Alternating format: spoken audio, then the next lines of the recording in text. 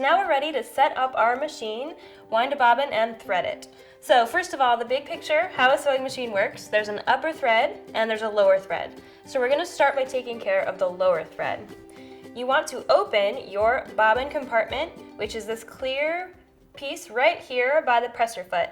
And there's a slider to the right of it. We're going to slide it to the right. It's going to pop open and we're going to remove the cover. Inside you will find an empty bobbin. A bobbin is essentially a baby spool that we're going to put thread on. So we're going to set this aside for a second and we're going to go in our storage compartment and we're going to grab a spool cap. We're going to need this for our thread. Your machine comes with a couple extra bobbins, so in case you need to get some more or fill them, if you fill all the ones that come with the machine, make sure that you buy Singer Class 15 transparent bobbins. See, these are the bobbins that are designed to work with your machine. So these are the bobbins that are going to work the best and make your machine sew the best, the Class 15 transparent bobbins. Okay, so we're going to take our thread, our sewing thread, and we're going to put it on the spool pin. That is a horizontal white bar that's on the top of the machine. And we're going to take the spool cap and we're going to put it right on the other end to keep our thread on the spool pin. Now if we look at the top of our machine, there are a few little diagrams that are going to help you remember how to thread your machine for both winding a bobbin and for sewing. So first we'll look at this little diagram. The dotted line is the thread path for winding a bobbin. I'm going to take my thread tail and I'm going to look at the diagram. You'll see the first stop is this little thread guide right here. So you can go behind it and just hook it right through that little guide like that.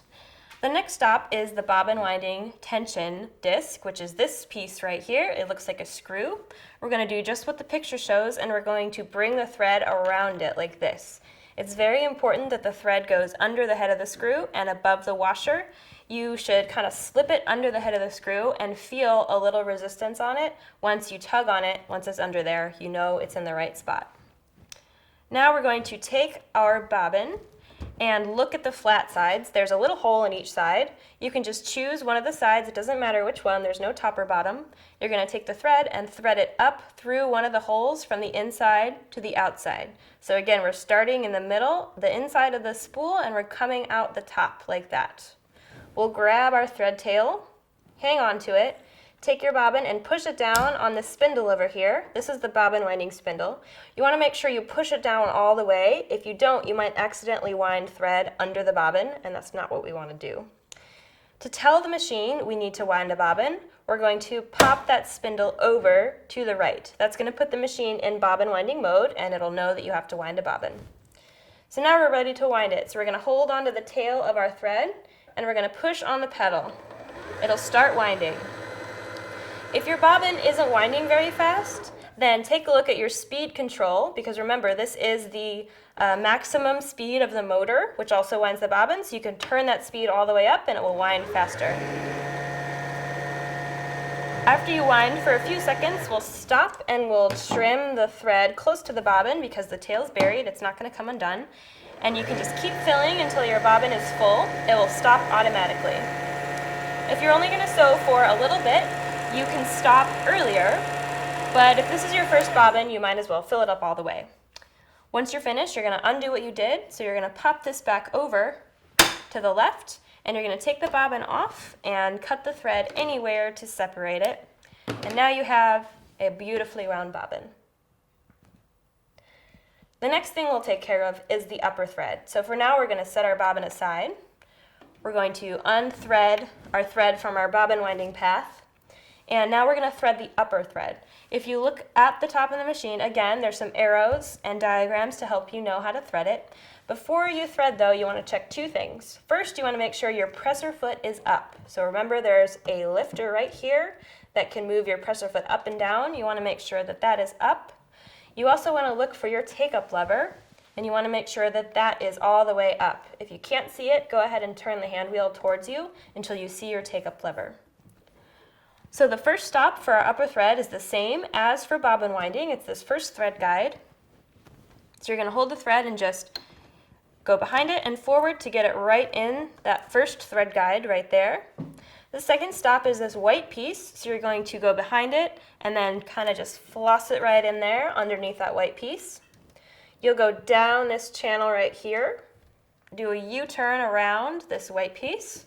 For the take-up lever, you're going to mimic what this arrow is doing on the top of the machine.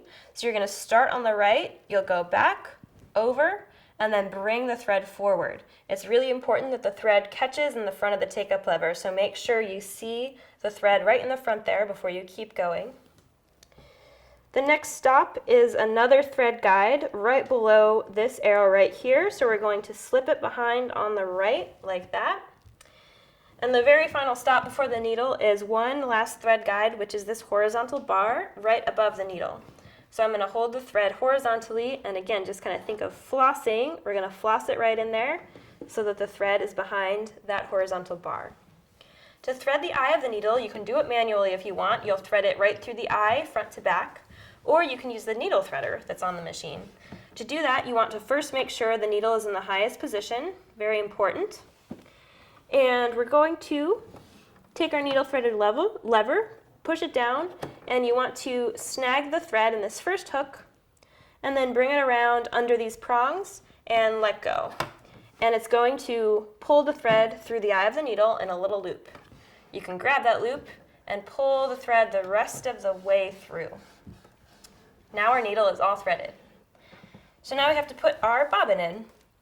We are going to take our bobbin, and it's going to go right here in the bobbin compartment. So now we're ready to put our bobbin in. We're going to hold it like the letter P. We're going to imagine this is the stem of the P, this is the top part. Holding it just like that, we're going to drop it in the bobbin compartment, and then we're just going to follow the arrows. So we want to pull the thread up to this arrow, and then down and around, do a little U-turn around this piece, and come down here for the final arrow, and the thread will get cut by a little blade in there. At this point, we can put the cover back on the bobbin case. The very last thing we need to do is use the upper thread to draw up the bobbin thread. To do that, we're going to hold on the upper thread with our left hand, and we're going to hand crank through a full down and up of the needle. So I'm going to hand crank the wheel towards me, and when I'm holding the left thread with some tension, you'll see that it grabbed the bobbin thread and pulled it up, and here's the tail of it right here.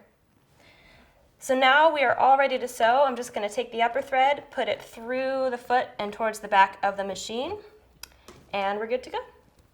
Now that our threading is all done, it's time for us to do a little test sewing and just double check that we did everything correctly. So I'm going to go to a regular straight stitch. That is the number 1 on your direct selection menu right here. That's a good stitch for sewing a seam, so that's what we're going to test. And we can just go with the default length and width settings right here that the machine sets automatically.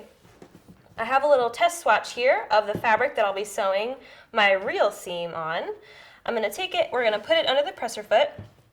To the right of the foot, you'll see a bunch of lines. These are your guidelines for sewing seams. So I'm going to choose the 5/8 inch line right here and follow that, keep the right edge of the fabric along that line as I sew, and that's how I'm going to sew straight.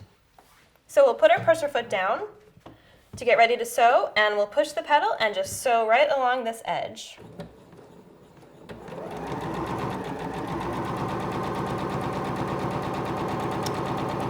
Alrighty, when we get to the other side, we'll stop, lift our presser foot, and cut our thread on the thread cutter, and take a look at our stitches. Looks pretty good from the front, and we'll flip it over, and looks good from the back too. So it looks like our threading is good to go.